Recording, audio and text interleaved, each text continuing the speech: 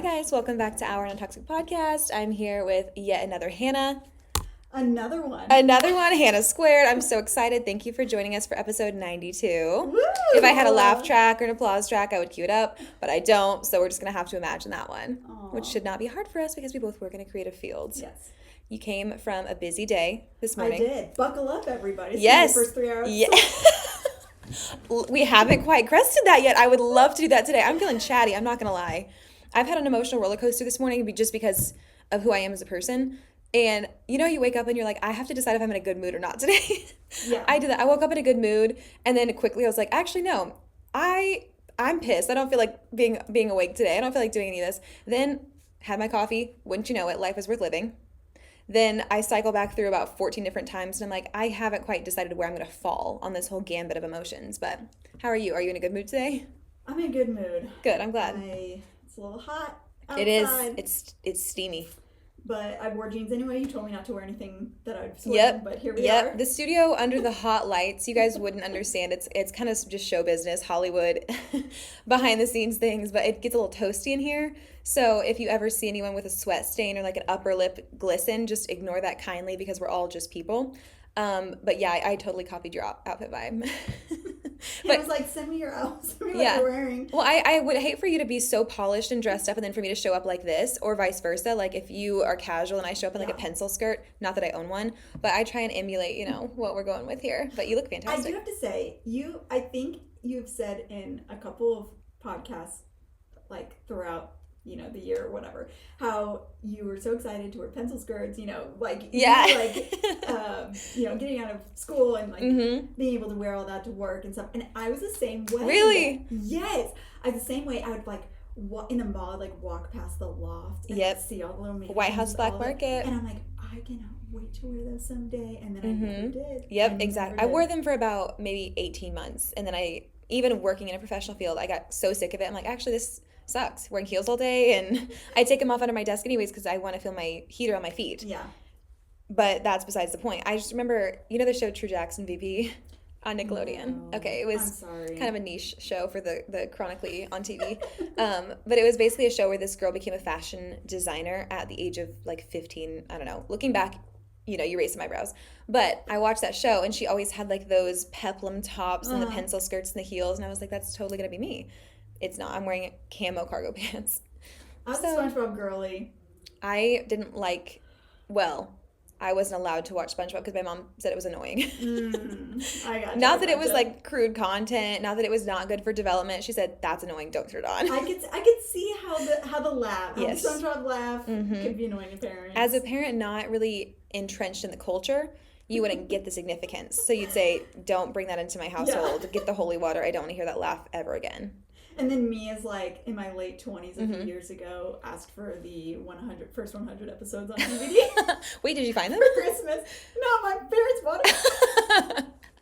The lost art of the DVD set. Oh my goodness. I have a DVD player, honestly. That's an antique. For that and to watch Drumline. Keep it up. I have wanted so many times to go to Entertain Mart and stock up on DVDs, seasons of shows that I love, and I haven't done that because I don't have a DVD player. Even my laptop has no disc drive. Gosh. What's a girl to do? Hey, I'm sure there's one at a thrift store. If I find eBay, I guess. Yeah. No, hold it. That's an antique. Your kids are gonna be so grateful for that one day. They're gonna be like, my mom stocked up on all the technology.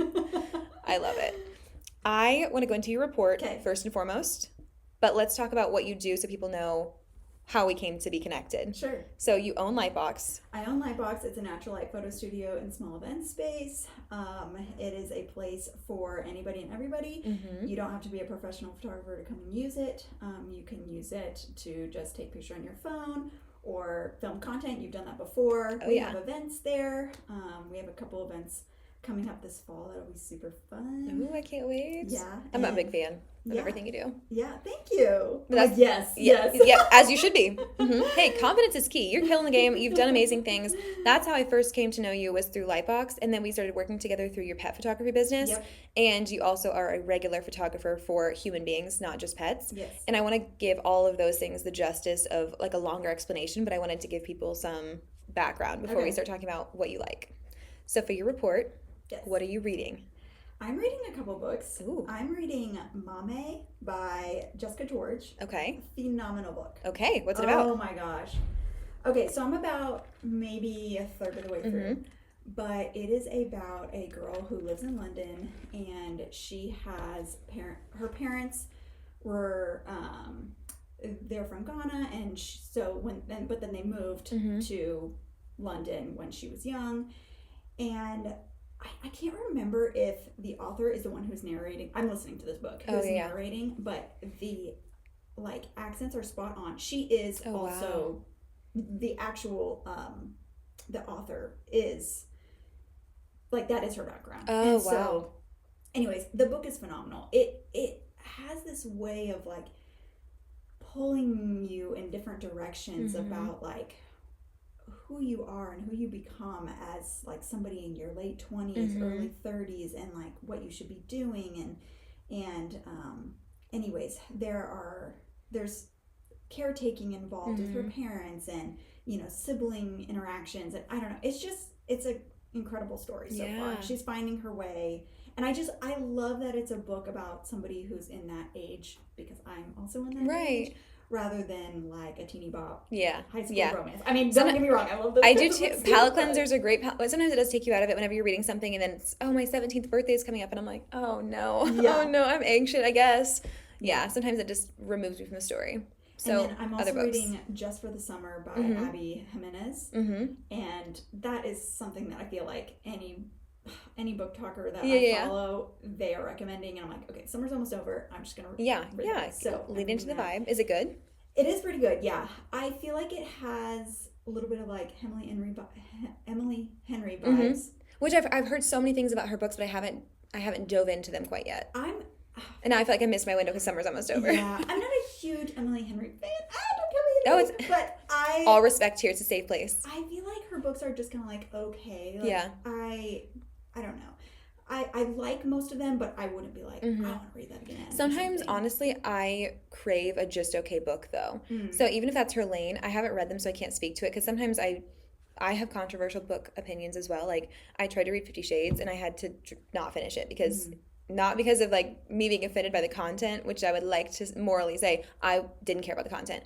The writing lost me, like just the way that she phrased things, and the author has a tendency of like repeating certain phrases to the point that it takes you out of the story, where she's not varying her writing enough. It feels like she put a bunch of common phrases, not even common phrases, they were distinct enough that it pulls you. It's not things that naturally happen in speech, and she put them into a generator and then just like wrote the story and incorporated those things as much as she could. So it took me out of it, because I kept reading it and I'm like, why did she say this again? Like, why did she say the same thing over and over? So that was something that I felt like I couldn't speak my truth on, because everybody loved it so much. But sometimes books are not good in the sense that they're just empty in plot, and those I can tolerate. Yeah. Because you can just zone out and read them. Yeah. If books are poor in writing, I think that's what I struggle with more. Emily Henry books are like very easy read. They're mostly lighthearted, and like, again, I like them, but yeah, they're pretty predictable. Yeah. So. But that's kind of nice when you're just like wanting something. Right. Well, sometimes those are like pool reads. Like, you really don't want to focus too hard, because you're probably gonna sweat into the pages, and you're hot and your arms are tired, so you have to be able to follow it like exclusively while you're at the pool. So I get that, but it's probably not my recommended genre either. Yeah. Anyways, 2 books at once. 2 books well, yeah, I'm reading a couple others. It's okay. I don't have the capacity to do multiple books at once. Like, I have to cease one and pick the other one up, and then I can't toggle back and forth. I don't have the ability for that. I feel like I was the exact same way, and then kind of like music, I'll listen to one genre and then listen to another, I can oscillate. Like, I'm not just like dedicated to one all the time. But I don't know. I started doing multiple, and I'm like, okay, I can do this. It takes a little bit longer to finish them, but... Yeah, but you finish more in that same time period, too. So, I don't know, I feel like I can do that with content that I'm watching, like my getting ready YouTubers or whatever I watch. Sometimes I want to watch something educational, and sometimes it's, like, very motivational, encouraging, self-help based. Sometimes it's purely just stupid comedy. Sometimes it's press tours for, like, whatever show I'm fixating on. So I really can vary with that. So I understand how you sometimes want something that's emotionally challenging and intellectually gripping, and then sometimes you want just a light little palate cleanser for the day. So that makes sense. I may have misjudged your multiple books, but I support you now. What are you eating these days? Do you have like a favorite food? I'm eating a lot of Aloha bars. They're a Ooh. protein bar. Constantly rushing out the door. I love that, yeah. But Mediterranean bowls are my jam. Love. I love Mediterranean bowls. Oh my gosh. I could eat those like every day. I want to try the new bowl that the press has. I think it's a Baja bowl that they just announced. It's very similar, but I really want to try it. I was there yesterday and saw them advertising it, but I had already committed to my chai latte and it was not in the cards for me. So I also can't do like meetings if I have to eat something because it's way too much of a brain power requirement for me to focus on like when I should listen and when I should respond and when I should take a bite. So I just don't eat on meetings. Even if it's a lunch meeting, I just get coffee. Yeah. And I'll take my food to go. Yeah. So that's just me and my inability to multitask.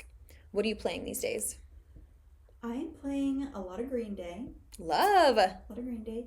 And then I'm also playing is like TV, right? Yeah, anything. I'm watching. So I like K-dramas. So I'm watching King of the Land. Ooh. K-drama I'm watching right now. So that's... You're so cool. Yeah. Oh my gosh. Yeah. Yeah, he said, yeah, what other questions do you have for me about being cool? No, that's so interesting. I love that. Yeah. I could tell because you have such a cool and unique style that you would have a good taste in music too. So I love that. Oh my goodness. Yeah. What's your favorite Green Day song? Probably When I Come Around. Classic. I mean, of course, American Idiot, like, who doesn't love that song? But, well, I don't know, probably a lot of people don't love that song. But, yeah, When I Come Around, I feel like that song that's one that just gets stuck in my head. Yeah. And whenever I, like, go to like, search. Oh, yeah. I'll just like click that song. I love that song. I also love Basket Case, but that's probably their number one song. Right. But for a reason. Yeah. For a reason. I had this mashup of Boulevard of Broken Dreams and 21 Guns on my SoundCloud, and I listened to it so many times last year that I had to put myself on ice. I could not it's like repeat that anymore. Taylor Swift. Yeah. Green Day. I know. Pretty much, which is so funny because I talked about this previously on the podcast because I will like pride myself way too much on having like a cool taste in music, like unique taste in music. But my top artist last year was Taylor Swift, and I think she's so versatile. Like I can listen to her when I'm crying and sad. I can listen to her whenever you're having like an upbeat summer day, like pop music at the pool, just light and airy and fun. You can listen to her stuff whenever you want like a good fall vibe. You can listen to it at Christmas time. Like she has so many songs for so many genres that there's no other artist that I feel like I could listen to across that expansive and emotional landscape that I have. So I seriously have a Taylor Swift crying playlist. It's Banjo Tears parentheses Taylor's version. So tell me another artist that can carry me through all these different things. Seriously. So I can't deny it. I have a unique taste in music maybe, but I also am basic at heart, and that's okay. It's really fine. Okay, moving right along. What are you obsessing over? Oh my gosh. If I had $1 billion, I'd buy everybody one of these. Ooh. I love the Herbal Zen shower steamers, not sponsored. Okay, I need to add this to my Amazon cart. Give me the affiliate link. I love them. Okay. I'm not bath girly. Right. I love showers. Mm-hmm. And like every shower steamer I've ever tried, they're like the size of a $50. Right. And they're gone. They're gone. I have to like hold it and smell it. Yeah, you're like wafting it really quick. They're just so non-potent. Yes. Mm-hmm. And I'm like, what a waste. Right. You know, and I've tried so many of them. Well, my sister was also looking for a shower steamer, and she, I don't know, like put on Instagram, looking for a shower steamer. Recommendations welcome. Recommendations. One of her friends was like, you have to get these. You have to get these. You're the best. And so they're made by like, I don't know if it's a husband and wife, but it's like there's like two people. And I think they're based out of like Philadelphia or Pittsburgh or something like that. And so this is a small business. And they are okay, good to know. So good. So potent. I feel like I'm at the spa like every time. I love that. One. Yeah. It's hard for me because I am a bath girl and we have a big soaking tub, but the problem is that I will set up a bath and I'll do everything to make this the most luxurious bath of all time. I will like walk around barefoot, which I hate doing, to chill myself, to make sure that I can adequately appreciate the warmth of the bath. I'll light the candles, have like the bath salts and the like the bubbles and everything else. Have my YouTube video queued up, of course, because I have to be entertained. And then I get into the bath and I can do like 6 minutes because it's so hot. And at first it's amazing. I'm like, this is what going to heaven must feel like, is getting into this bathtub. And then next thing I know, I'm like a flame. I'm so toasty. I'm cooking myself. Yeah. And I have to get out, and then I'm sweaty and I'm like, well, now I have to take a shower. Yeah. So I haven't quite mastered that part of it yet. But a shower is just so much more convenient because you can actually do more in the shower.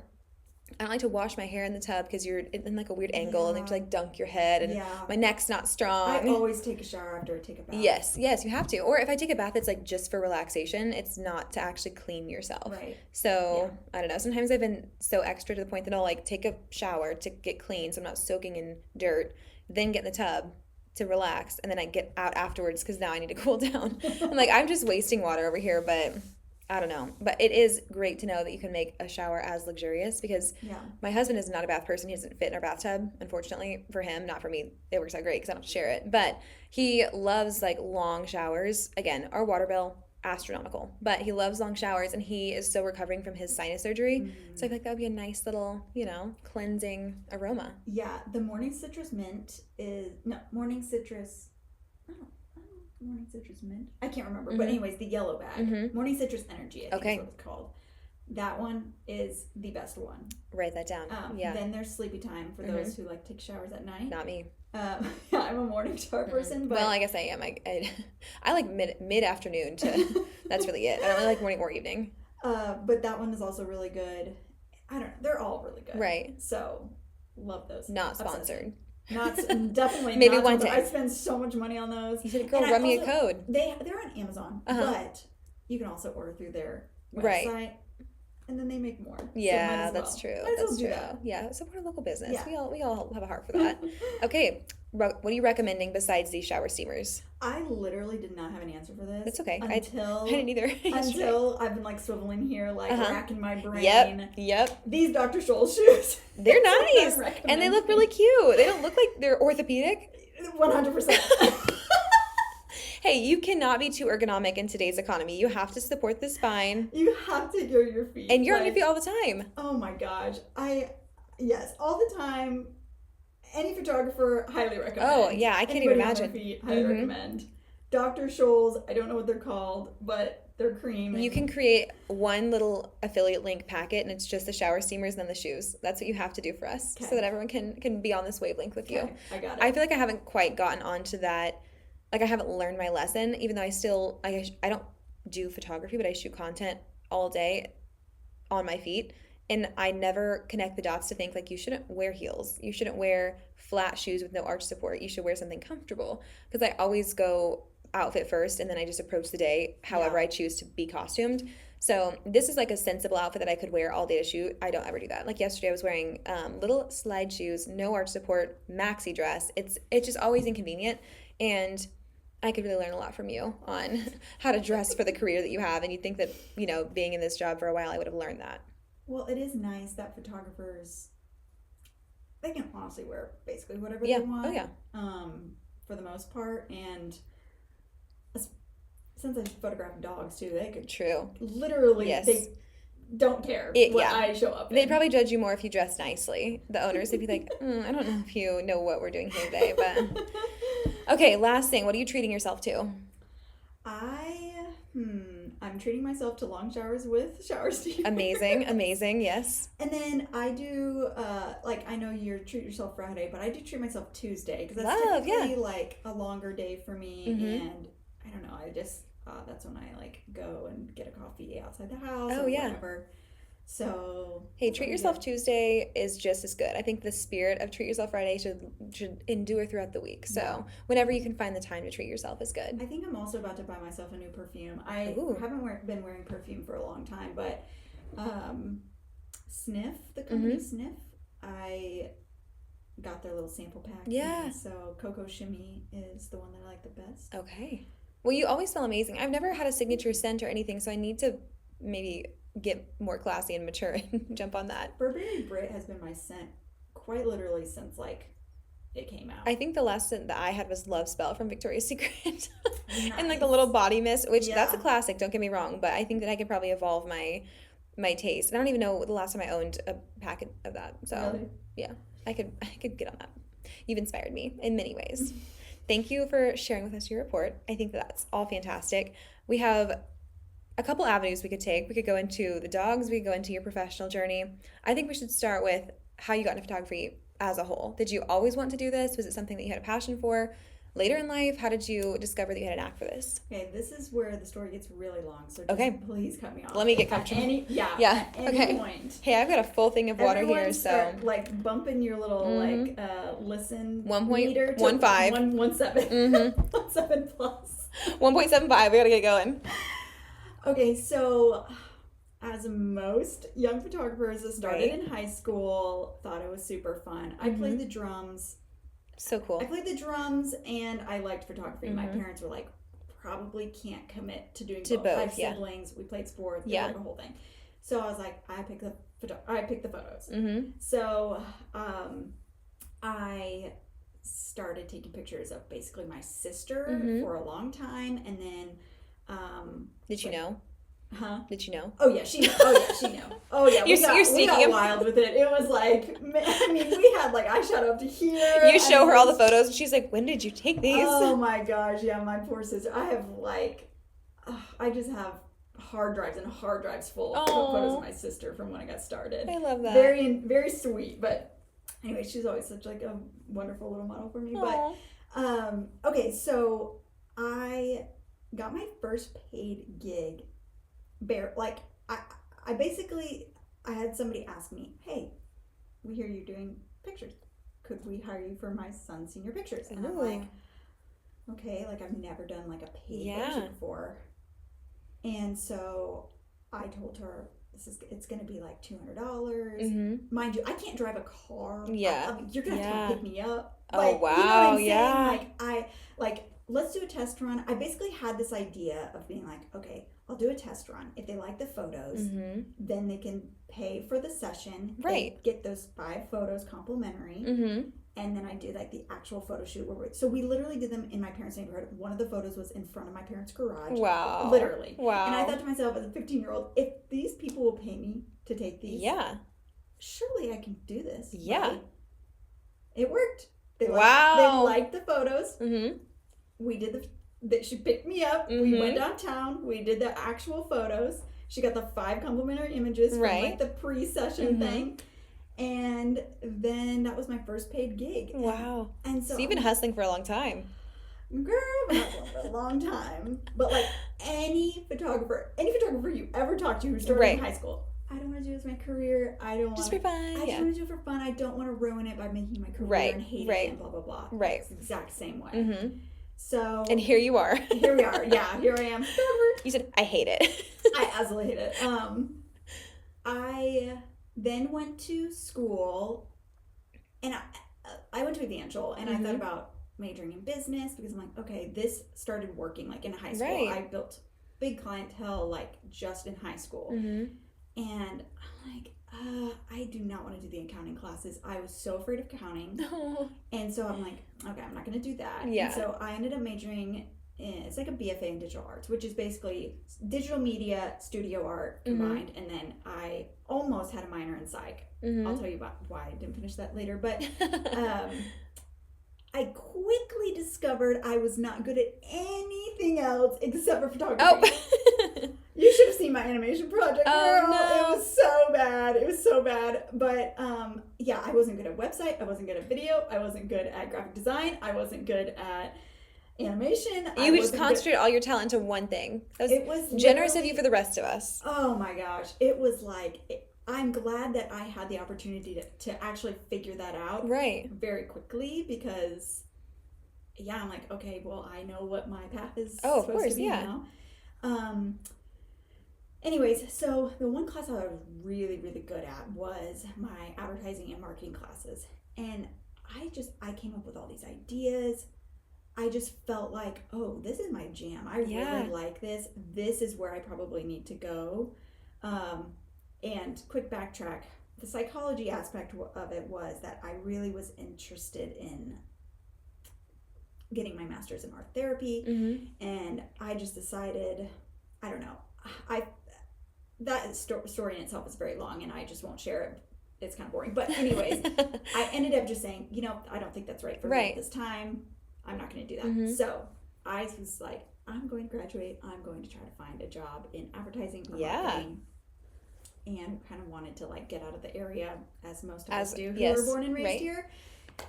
So I graduated, I applied to many, many, many, many, many jobs, free internships. Like, hey, you don't even have to pay me. Yeah. Didn't get a single one. Oh, Didn't get a single interview. Okay. Not an interview. And I'm like, this is what I really enjoyed, and I was really good at this in school. Yeah. I wonder why this it's isn't not working translating, out for me. Yeah. So I then moved to Florida for a few months to help my cousin take care of her kids while her husband was deployed.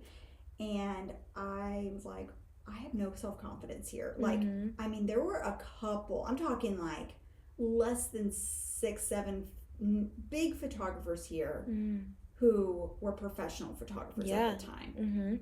And then there were a couple of us who were around the same age that had started photography, that had started our own photography businesses, that all kind of graduated around the same time. But anyways, regardless, I moved to Florida. I'm like, I have to work on my self-confidence for when I come back, because nobody's going to take me seriously.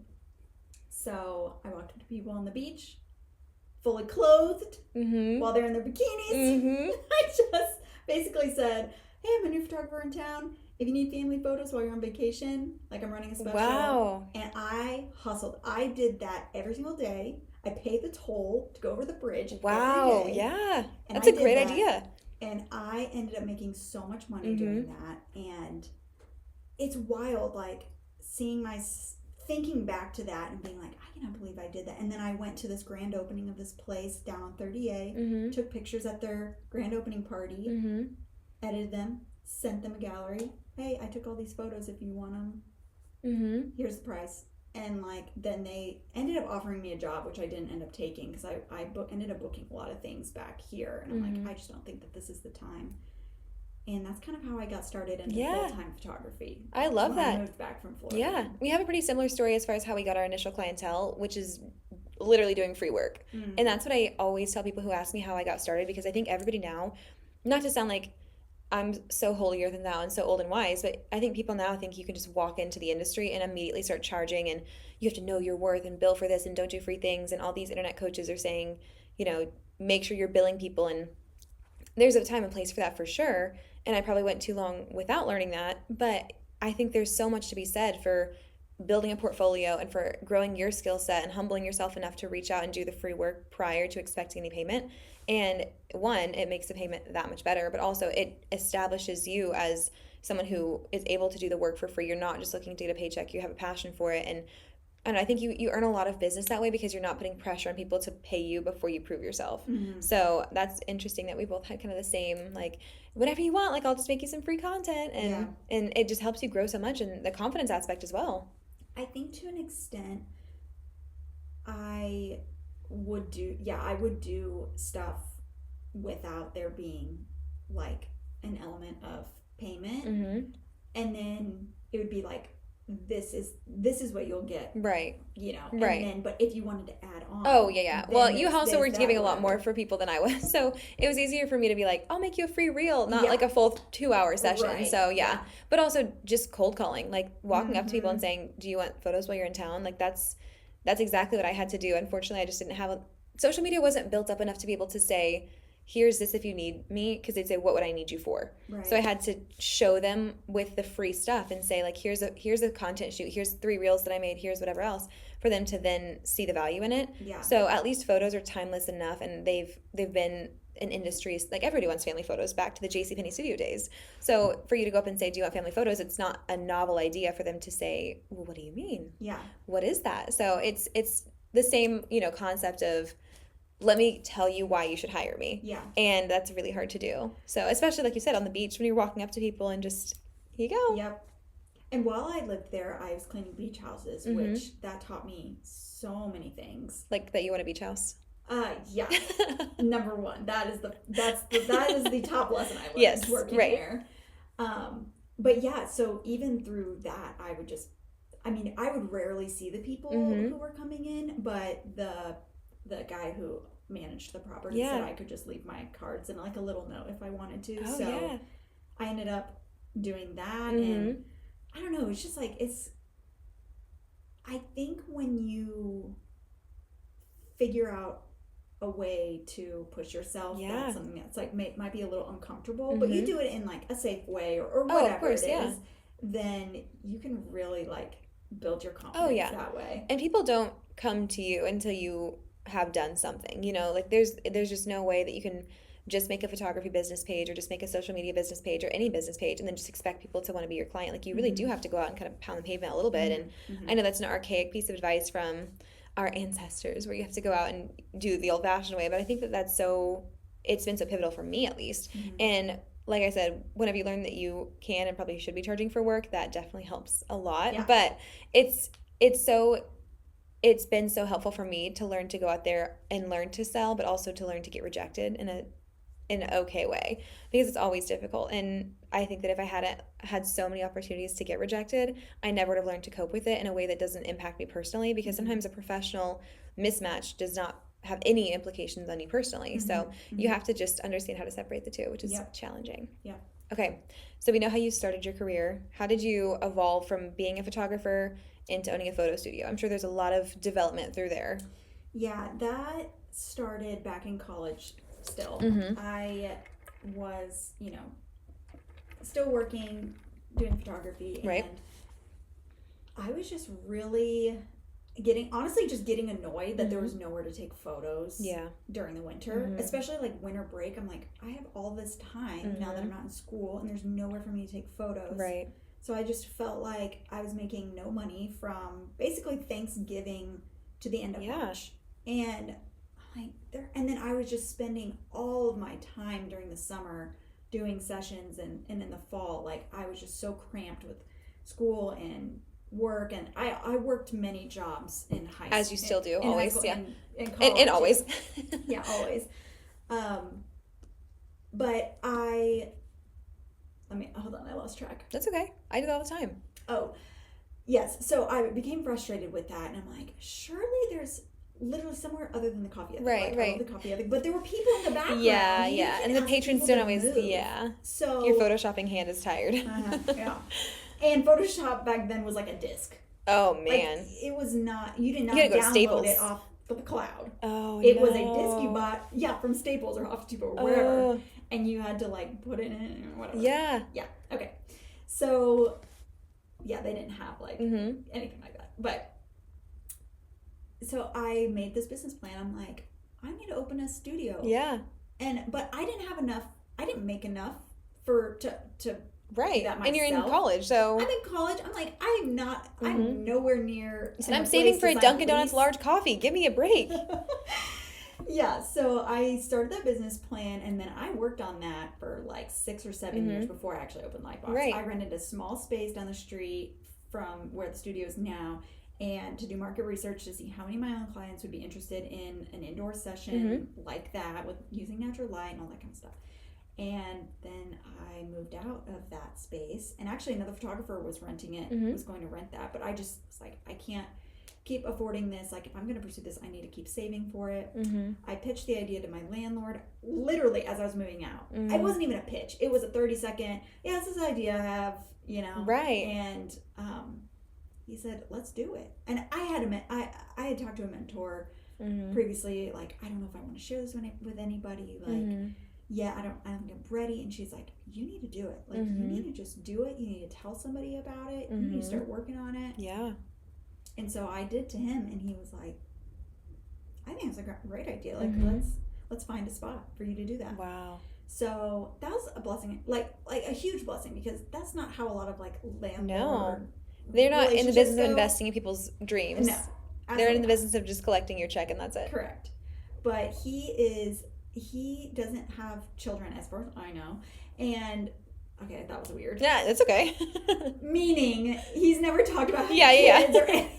Yeah, not a very open. We're not talking about non-legitimate children. We're talking about he doesn't discuss them openly. That makes sense. Yeah, like I believe he's single. Yes, he's a little bit older. Right. He owns several buildings on the street. I think he's just passionate about his work. Rehabilitating the street and just making it small businesses, creative businesses to match. And the work has been amazing. Like, to see it pay off has been incredible. So amazing that you had that vote of confidence at the beginning. Yeah. So he bought that building so I could open the studio. Wow. Which is, it's just crazy and incredible. Yeah. What an amazing vote of confidence from him, and then also for you to be able to have the freedom independently of having to just, settle for a space. You could truly make one what you wanted. Mm-hmm. How long was the process of flipping the property to make it what you wanted? Well, because it's a house. Still in transition, honestly. Mm-hmm. But it was a house back in 1916, so it's over 100 years old, which is really cool. Spooky. But yeah. But haven't seen a ghost, Knock on wood. Yeah. Knock on wood. But it was a transmission shop, and then it was purchased and being renovated by somebody else. That person ended up getting sick, spent a lot of time in the hospital. He decided to let go of the project, and then it stood on the market for several years, and then that's when my landlord purchased it. So some of the things have been partially renovated, and there are some things that still need to be done. It's just, it takes a long time. Yeah. Whenever it's being occupied as well, it's difficult to close things down in order to remodel it. But it's a beautiful space. Thank you. But yeah, we got the keys in July and we opened October 1st. So very, very fast very turnaround. Fast. What was the process like of introducing that kind of business to Springfield? Because it wasn't like anything else that had been done before. I think the previous notion of a photo studio was, like I said, you go to JCPenney and then you sit with the backdrops, and then you and your siblings all stack on top of each other like this, and then you get the photos printed out. So there was a lot of educating, I would say, at first, especially because so many people were just nervous to shoot indoors, like at all. I think that they said, give me a field, that's all I need. Yeah, that's basically, and still to that day, still to this day, people are like that, and I'm totally fine with that. Like, it's not for everybody, and I still shoot outside and stuff like that as well. But yeah, I really wanted people to see the potential and give people the opportunity to make more during the winter months when everything's dead and it's freezing cold. Oh yeah. When people were, when people needed photos during those months. Oh yeah. And having an option for it not to just be one photographer that people could choose. It's whichever photographer they wanted to choose who's willing to come and shoot in the studio. Right. But then a few months after we opened, COVID hit. I had invested a lot of money into it. I was just like, I don't know how we're going to do this. Yeah. But thankfully we survived it. I don't really know how. We had like some t-shirts we sold. Honestly, that was like the only thing that we had coming in for 4 or 5 months. And we survived it. And then I feel like after that, we had like a couple more slow months, and then Christmas season hit, and then that was really the spike of like what it was to come. And we had a lot of people come in that following year. It was an incredible year. So that's amazing. I feel like to have survived COVID as something that's a strictly in-person business and a new business, not only to the industry but to the area, that's a huge, I mean, what else could you have asked for other than good circumstances, But to have survived all those things, it probably feels like everything since then is like, all right, we can make it through anything, even though there are still trials and tribulations, obviously. So once you had gotten through the COVID season and you are fully open for business, you're allowing people to come back in, what are some of the things that you've been able to do that you didn't anticipate previously? Because you opened this as a photo studio. Did you ever see it extending into the event space, or was that something that was a natural progression? It was an event space from the very beginning, and we had like these photographer meetups there and stuff like that. And my network of people were photographers, so I was like, if this is going to succeed, we have to do photos first, because this is what I know. This is what I can like show people how to use it, how to do it. And it was, we just didn't have like the right seating or the right tables or whatever at the beginning to handle a lot of different types of events. But the very first booking, I should say there were a couple bookings that we ended up booking before we technically opened, that people just like needed a space right away. But the very first official booking was actually an engagement party, and I learned a lot. I had one trash can. Yeah. I had one trash can. There was like 40 some people there. Oh wow. I quickly realized like I don't know what I'm doing. Yeah, you gotta just adapt. Keep it going. Yeah, I purchased like 3 trash cans. Like right after that, like 3 more. But how else would you know? I mean, it's not something that there's a guidebook for. Yeah, they're like, do you have any other trash cans? And I'm like, oh, you should no. throw Of it. course, it's like a simple human trash can. Like I spent like $100 on like a nice trash can, and because you have to go to Walmart and get like a plastic. Right, you said no more diamond encrusted trash cans. We're not going to do that anymore. The thing was, like, okay, if this is going to be, like, in our lobby, I want it to look nice. Well, yeah. I want it to look nice, and then it was like, oh, no, I need more than just one. Yeah. So, anyways. You live and you learn. I digress. But I was like, okay, I learned a lot from this. I need to figure stuff out before I, like, start booking more events here. So, and then, then COVID, nobody had events for a very long time. And then... I was like, okay, I think we are ready to start hosting our own events to show people what they can do. Yeah. So we hosted a ton of events. We started with Galentine's, which was a huge success, which is just like it was like a pop-up selfie museum. So cute. Yeah, which is how we actually through that. You brought your grandparents. It was so fun. Yeah. And then we planned all these other events throughout the year. They all went over really well. A couple of them didn't, but a lot of them went over really well.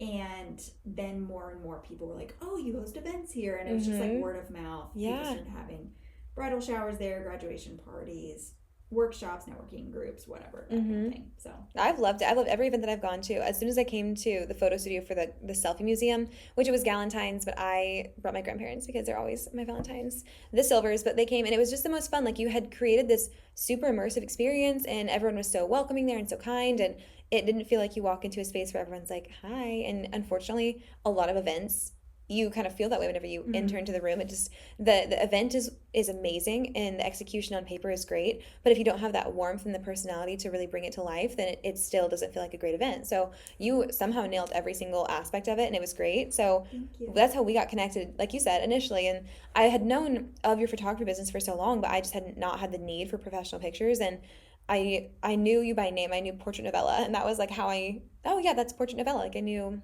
just that, and then Lightbox, but we had never had a chance to connect more professionally or personally.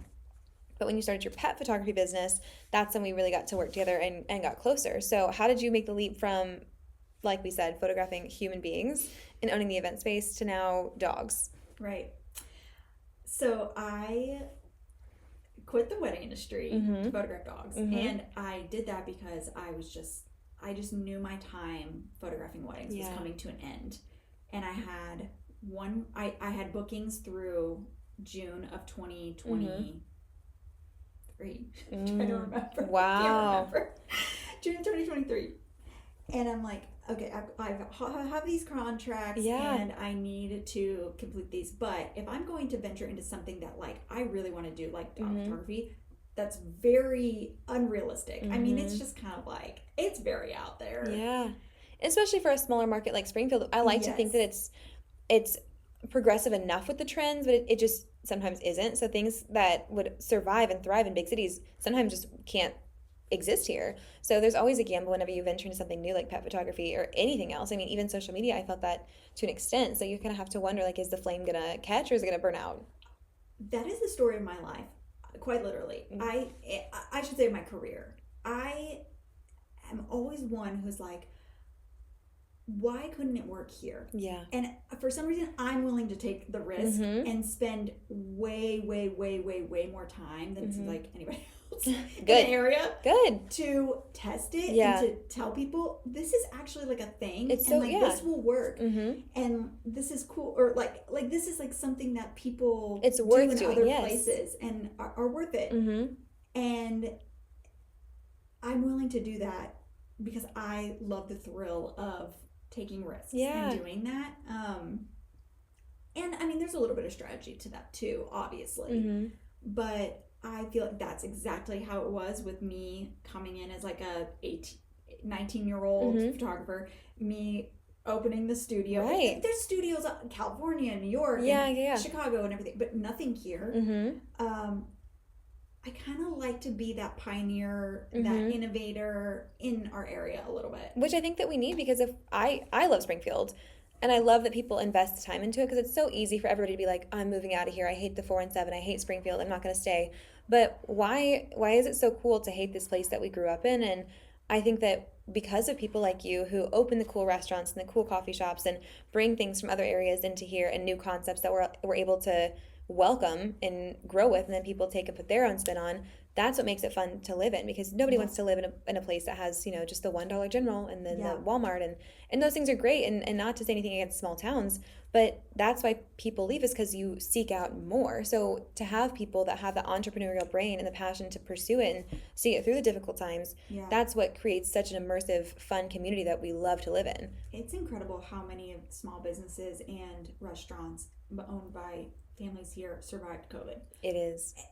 We have such a we have like what 200,000 people who live here, and yet so many of them were supported through that because people care here. I mean, it's incredible how many people love to support local. Small here. Yes. And I feel like you don't find that in very many places, even in like larger cities. Right. There's just a push to support people like that. Yeah. And so that's why I love living here. But anyways, all that to say, I left the wedding industry to start dogs. Yeah. And I did that knowing, okay, I have all these contracts, like this is the time I need to start it. I reached out to you. I said, I've been wanting to do this. I can't get myself to even start an Instagram. Right. I need help. I said, here I am. So I knew if I hired you, then I'm like, I'm actually going to do it. Right. This is like me. She's relying on me to actually get a dog here and do it. And so, yeah, then quickly soon after, I found out I was pregnant, and then I was like, I can't photograph dogs. I have this big belly. And so you can't be on the ground. Yeah. Because it's a very physical type of photography. Like, you will be on the ground, you'll be crouching, you'll be on a stool over a dog. Like, it's very demanding. Yes, it is.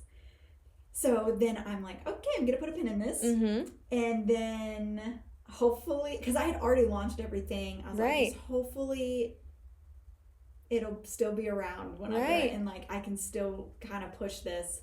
And so then I came back, started it full force, and here we are now. I'm completely done with weddings, and I'm still photographing, couples and seniors. I do a lot of photos for small businesses, and I do a lot of headshots and that kind of stuff. But I love the dogs. I'm really pursuing the dogs head on. I love that. So how do you train yourself to work with the dogs? Of course, I know all the behind the scenes we've talked about, but for the people listening. Right. I've always been a person who is like, I'm going to figure it out by just doing it. And that is something that my parents taught me for sure. Like my dad, I remember I'd like go up to my dad and be like, Dad, I do this, and he's like, well, what have you tried? Like, asking you. And he's like, why don't you go try a few things? And if you still need help, come back and ask me. And so that was something like I knew, why would I go up to my dad if I haven't tried something yet? Right. So that is like very much something that my parents instilled in me. And so I'm like, that's just how I'm going to do it. And I have no training. I've never been a dog trainer or anything. I was just like, the best way for me to learn is to get some dogs in the studio, and I'm going to try different techniques and figure out what lighting works, what things I need to do to get the dog's attention.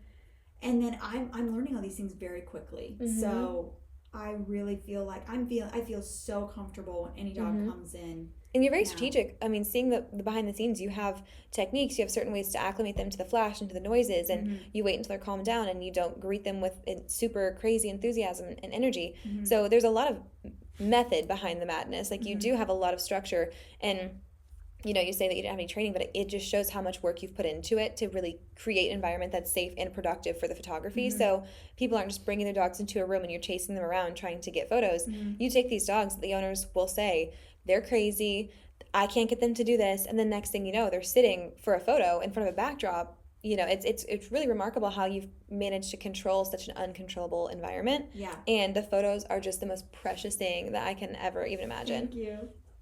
I like to say that I make non-dog people like dogs. Yes, which is challenging. I mean, they're so precious, the way you capture the personality behind the dog, and sometimes you think those are things that only the dog owner would appreciate, but every single photo that you post, I'm just swooning over. They're so precious. Thank you. And you're so good demeanor-wise with the dogs and with the owners too, to keep everything kind of flowing, and it's such a good experience. If I had a dog of my own, I would bring them to you. I just really value my clean carpets. So that's not a journey that I've don't blame embarked on yet. I have this goofy thing.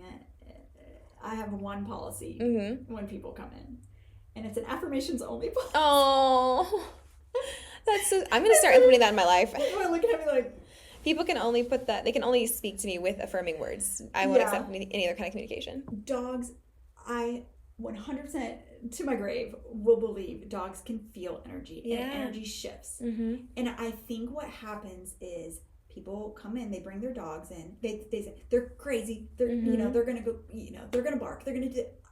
Okay, well, it's a dog. Like, I know they're gonna bark.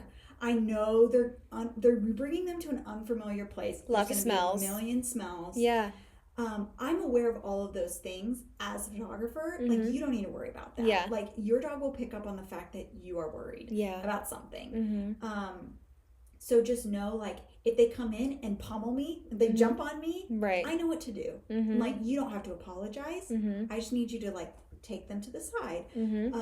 But I have this affirmations only policy because as soon as people start making fun of their dogs, they know. Like, and it might not even be like in a bad way. It could just be like, oh, you never do this at home. Like, even something like that. Yeah. They can tell. And every time people do it, the chute goes like downhill. Yeah. I can see it. I can see, like, their confidence almost. Yeah, and it's like something that, I mean, it's not like you're a terrible dog. Nobody's like saying that. But I think people are nervous how they are going to come across as the dog owner to me. Yeah. And I'm like, a dog is a dog. As long as you don't hit your dog, and as long as you don't make fun of your dog, you should end up with a gallery full of fantastic images. And so that's what it is. Affirmations only. Even if you're patience is key. Yeah. And if you're feeling like this is taking forever, they're not sitting, they're not staying, they normally do at home. Again, they're in an unfamiliar environment. Yeah. We put them on this backdrop. There's a bunch of people. Yeah. Like, it's crinkling under their little paws. Like, it's just a lot of information to take in at one time. And they don't know why they're there. They don't know that you want a calendar made for Christmas gifts. Exactly. They're just confused. Yeah. They're like, this is right. Why am I wearing a sweater? Yeah. And it's natural for dogs to want to move around. And so, anyways. I love that. Well, you're obviously so gifted with what you're doing. Of the 3 things that you have put the most effort into, because I know you have so many passions as well, of the 3, which one do you think is the most dear to you, if you can pick? Oh, man, that is really tough. Because you have the sentimental value. The hard hitters. Just regular photography. Yeah. Then you have I worked my butt off for years to open the studio. And then to see other studios opening as well, in a sense, it's like, this worked. Yes. This actually worked.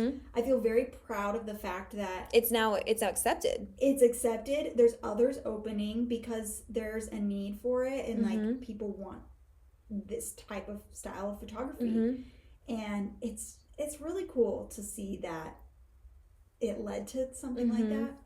But then the dog photography, I smile. I'm beaming.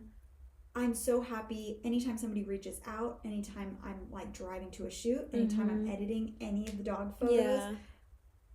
I don't know. I think maybe right now I'm just so excited about the dog. I just have to say the dogs. Yeah. Yeah. I love that. Well, the passion is so obvious. As someone who's been a part of your shoots, and it's just so clear. And I think that definitely translates to the results that you get and the patience that you have with them. It's not something that you just chose to pick up on because you thought it was going to be a cash grab. It's obviously something that was born out of passion. And I think that you can say the same thing for all of your endeavors. But this one specifically, I think that you would do it regardless of if you felt like it was going to make you money. I think that you genuinely love it, and the money is a bonus, which is great. On my vision board, I have passion over profit, and that is 100% what I'm doing this year. I chased financial gains in my 20s. That was so fun. I loved the thrill of that. It was like nothing could stop me. I worked really hard in my 20s, so I could be at this place in my 30s where I'm like, I am allowing myself to explore and do these things, take these risks, to where if these don't work out, then they don't work out. Yeah. But I'm very blessed and fortunate to have the opportunity to explore that. Absolutely. No, I think it's incredible. And to have such a balance between professional mindedness and being able to manage the business aspect and also pursue such a creative world, it's rare to find someone that is skilled in both aspects and is able to kind of manage both. And you have a team at Lightbox that you are able to manage, and there's just so many things logistically that go into it that I really admire the way that you're able to juggle everything. And you are a mom as well. So do you want to share how maybe that dynamic has shifted your work life and how you've changed as a person? Yeah.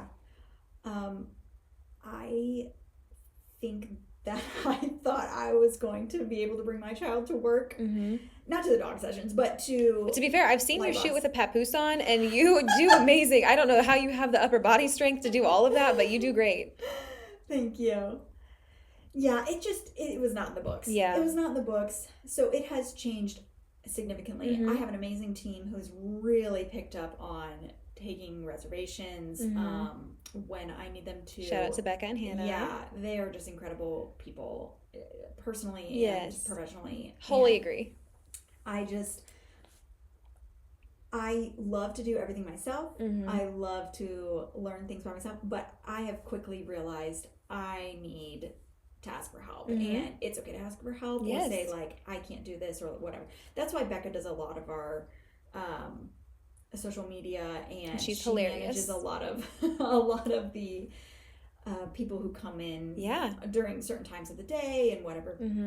I need to prioritize what is going to be best for the team, for me, for anybody coming to use the space. Right. And so I've had to give up some of the things that I couldn't do in Absolutely. the past and ask for help. Do you feel like the balance of your family life and your professional life is fulfilling in that it makes you a better mom to have your creative passions, and it makes you a better professional because you're able to step away and kind of recharge and nourish your soul with your family? I think that it's still taking time for me to figure all that out because I was a workhorse leading up to having a child, and then now it's not that I don't want to work as much, it's what is best for my child. And you're different too. Like even becoming a mom in general will change you. So I'm sure that you are trying to relearn who you are, because not only has your life changed as far as just the day-to-day, but you as a person have changed inside and out. So figuring out how to realign with your identity prior to becoming a mom versus now, and having multiple businesses is not easy for anyone, and being a mom is not easy for anyone. So I'm sure trying to find symmetry between everything and being able to decide what's next, because you've got so many more things weighing on your decision making. Right. But thankfully I have a couple of people who help take care of him, and I need that, because I need to be able to go out and book shoots and that kind of stuff, because I still feel very fulfilled in my work, and I don't want to lose sight of that. And so I'm on that journey of still figuring out how it all is. I think you probably always will be. Yeah, it's always evolving. Because your child is always evolving, and you're always evolving, and the industry is always evolving. So I'm sure the second that you think you figured out a groove at home, then the industry changes. Or as soon as you figure out a groove at work, then your child is different, and now they have different needs, and you have to, really work around their schedule in a way that you didn't have to previously. So I think that it's probably never something that you fully get ahead of, but the fact that you're balancing it for all of this time that you have been is fantastic. Yeah. I think that it's been so inspirational for me to get to watch you grow, and as we've gotten closer over the past years, you're the classic example of what I like to do with my clients, which is steal you as a friend as well. So we became like client professional relationship, and then of course we yap the entire time we're between sessions and half the time during the sessions, and then lo and behold, look at us now, we're great friends. So so it's definitely been such an amazing, fruitful relationship for me, because I feel like you have so much wisdom and so much advice in so many different areas. So to get to also watch you thrive professionally and to balance motherhood with just being so inspirational in your career it's great. I love to, have a front row seat to all of that, and to see you grow and see your family grow and everything else. So when I have a dog, I'll be hitting your line. But until then, I'll be the one in your comment section and all your Instagram posts cheering you on. There is something about dogs too, like the biggest reason why I started doing that is like why that even like popped up in my head was because there was a season in my life where I feel like my dog was quite literally my best friend. Yeah. And man, she just unless you have a dog, like I feel like sometimes it's like, oh my gosh, crazy dog people. But she she was just like my everything, and she's still living and alive and very much still part of our lives and everything. Still like she's still my phone background. People are like, oh, do you have a child? And I'm like, you said, this is my okay, but have you seen my dog? Have you seen my dog though? But she really helped me through a very difficult time in my life, whether she knows that or not. But that's me with Tony Stark. Not to deflect from your emotional moment, but anyways, so I was looking for somebody to take her pictures with this like bright backdrop, colorful, like capture her essence. Yeah, I just wanted something like that, and I could not find anybody. There was one person maybe in St. Louis that I found, but like it just wasn't going to work out. For like, I never actually inquired with her, but it was just probably going to be too much. Yeah, she doesn't do well in the car, and it was just like a whole thing. Me either. And there was like nobody in Kansas City that I could find, nobody in Fayetteville that I could find. Like that would be, anyways. Yeah. I'm like, nobody's doing this. I'm gonna do it because I'll do it myself, I guess. Yeah, I'm like, I'm gonna figure out how to do it. And so that is why I started, because I'm like, if there's nobody here to take a picture of her, how I like envision this photo shoot going, I'm gonna learn how to do it, and surely other people would like this. Absolutely. Well, you do such a wonderful thing where you don't make it a one size fits all approach. Every photo session is so different, and even different dogs against the same backdrop, you just find a way to capture their personality, and you're not just seeing them as a dog, you're seeing them as, Rufus the beagle, and you learn all about their little personalities, and you really want to showcase them. And don't even get me started on the golden sessions, because I will weep right here. So I know that you do in-home sessions for dogs that are close to the senior years. Yes, and it's just such a treasured thing that we've all experienced, having to say goodbye to a dog, and it's just something that will, I think, wreck even the strongest, most manliest man. And it's so personal and so precious, and the fact that you're able to provide that gift to families when their dog is nearing the end, or whenever they are just aging, is so sweet. And I'm sure that it's been a gift to so many families. Yeah, and the golden years are cool too, because I recently did a bunny, and I guess a rabbit, but a bunny. The scientific name. Yeah, I recently did a cat as well. Yeah, and I can't have other animals come to the studio right now. It's just like not the best space to have other kinds of animals other than dogs. But if I'm doing like a golden years in-home session of the other kinds of pets, I'm happy to do that. I'm afraid of lizards, so if you have a lizard, please don't. Right. That's going to be reptiles questionable. I'm going to have an associate shoot. Yeah. Becca, get your gloves. No, I totally understand that. Yeah, so it's been cool. I love seeing people interacting with their pets. Pets just hit you in a different way. Oh, absolutely. Yeah. No, my husband is one that will, with people, he's, indifferent, lukewarm at best. With dogs, though, he will like melt into a puddle. He becomes a whole different person. I'm like, who are you? Yeah. What happened to my emotionally distant husband? Like, where did you get all these feelings and this smile from? So, I mean, I wish I had that same effect on him. Unfortunately, I don't. So maybe I should grow a tail or something. But until I figure out how to do that, then dogs just have this special effect on people, and I love them so much. I have to schedule time with my family to go see their dog, and by schedule time with, I mean I just go over there and let the dog out of the kennel, because I love her so much in a way that I didn't even think was possible for a dog that's not mine. But you just, I don't know, they find a way to claw their little way into your heart. So okay, last question. If you had to pick any other endeavor to start, and you can keep, if you have actual ideas, you can keep them close to the vest if you want to, because I know you probably have some things cooking, but any other industry, any other job, whether it's in Springfield or not, dreaming is because you want to, what would be your next move? I do have some things cooking.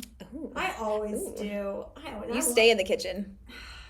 I'm constantly in the kitchen. Yeah. I have a cot in the kitchen. I love whenever you send me a voice memo. You're asleep on the floor in the kitchen all the time. I love whenever you send me a voice memo, because out of the blue, I'll get a voice memo from you, and it'll be 8 minutes long. And it'll be the first time we've talked in like a month and a half. And you're saying, hey, so I have this idea, and I want to run it by you. And every single time I close my computer, I sit down, and I clock it. I'm like, I'm so ready. It's like, hello, sharks. Even though I have nothing to offer you, I'm just here to listen. But I love getting those. Yeah, I think my next venture would probably be like the nonprofit route. Yeah. Kind of has something to do with cooking. I'm not gonna lie. Ooh. But I probably don't want to say too much. Yes, of course, of course. But, yeah. Okay, so is there anything we can expect from Lightbox? You mentioned some events coming up. Anything that we can mark our calendars for quite yet? Oh my gosh, I know you have a lot of book listeners. I think. Mm-hmm. I don't know. We do. I'm just guessing. I haven't looked at your analytics, but me either. But the ladies be reading, so. We are having a date night with a book event. Ooh. They have bigger cities. Yeah. Here I am just copying small town That's vibes. okay, somebody has to. But I shouldn't say copying. I mean being inspired. Repurposing. Yes. Mm-hmm. Put my own little twist. Exactly. So it'll be a date night with a book. Bring 2 books. Mm-hmm. One of them is wrapped. You could wrap it, I don't know, in a cheesecloth. Yeah. You could wrap it in Christmas paper, whatever. I love it already. Yeah. You write a little description. Pick me if you like fantasy and you like whatever, romance. Yeah. Blah, blah, blah. Like you write a little description and then you bring a second book that's uncovered. Mm-hmm. And then you come and there's an opportunity to like go look at all of the different options. Mm-hmm. And then there's like the part where you actually like swap your Yeah. book, or like you choose 2 different books. So you leave it to them, and then you're surrounded by a bunch of people who like to read. It's an opportunity also to like maybe read something that they maybe wouldn't have picked for themselves. Yeah, yourself or whatever. I love that. And there's the elements of surprise, which I love. We'll have a little giveaway. That's so cute. Yeah, it's gonna be September 19th. Mark your calendars. Mm-hmm. And it's just supposed to be like kickoff into cozy reading like season. I love that so much. Well, every event that I've been to has been fantastic. The open house, not open house, the floral workshop event, amazing. It was so much fun. The garden party, it was so beautiful.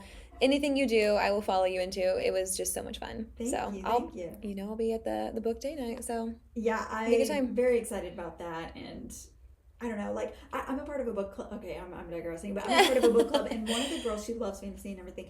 And I just would never typically read any of the books that she chooses. And I just love that because, I ended up reading Circe. I don't know if you've read that book, but it is very like mythological, that sort of thing. And I'm like, I would have never picked this book. Right. And at the beginning, I was like, I don't really know if I'm going to like this book. And then I got to the end and I'm like, okay, I can respect this book on so many different levels. Yeah. And yeah, I would have never, ever, ever read that book without her. So I think something like this is like a fun thing to go to because it's a free event and all you have to do is just bring 2 books that you're willing to get rid of, but you would like other people to read. I love that. And then you go home with 2 new books. I love it. And hey, you can't judge a book by its 2 cover. 2 used books. Yes, two new to you books, which is good. It's good. They're gently loved, gently used. Yeah. I absolutely love that. I don't want to take up any more of your time because I know it's very precious, but I appreciate you so much, not only for coming on the podcast today and sparing some of your time, but also for listening and being so supportive for the past 2 years. You've been so incredible. Yes. I've listened to every episode. I love it so much. And I think it's so much fun to have people on that actually do listen because you just get the groove. And again, if I ever get a voice memo from you and if you're saying, I do the exact same thing, like we're the same on this, it just makes me feel so seen and valued. So I feel like I appreciate you. There's like an invisible little string between Hannahs. Like you meet a Hannah and you feel like somewhat bonded. Yes. Somehow. It's like an endearing something thing. in our makeup that connects us. Yes. We share the same name. We could be next Lightbox event is a Hannah meetup. Exclusively. It's like Barbie Land, but it's just Hannah's. One more thing is we are having our 5-year anniversary. Oh my gosh. Like Lightbox will be turning 5 October 1st. I'm going to throw a party. I'll be there. We're going to have... I'll get my kazoo. Mocktail. We're going to have a mocktail bar. Fun. By 417 Cocktails. Love. Hopefully. I don't know. I told her I wanted to book her, but I haven't officially Mandy, you're going to be there. She's like, news to me, but okay, I guess.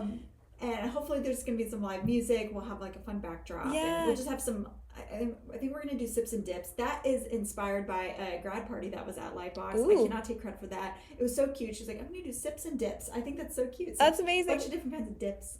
Oh, I love a good dip. Not tobacco, but yeah. a lot of the other a good kinds. Dip. Yeah, a good dip, a good vessel with the chips or a carrot maybe, some celery. I love all methods of dipping. So that will be on October 1st in the evening. And we'll post information. I about that later. love, yay. Well, congratulations on 5 years. Thank And you. everything else you have going on. I think that you're fantastic. I'm a huge fan of yours. I will continue to support you with whatever you do, endeavors spoken about and not even dreamt up yet. So I love you so very much. Thanks for having me. Thank you for coming on.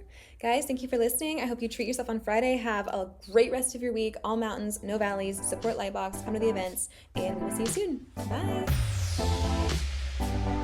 Bye.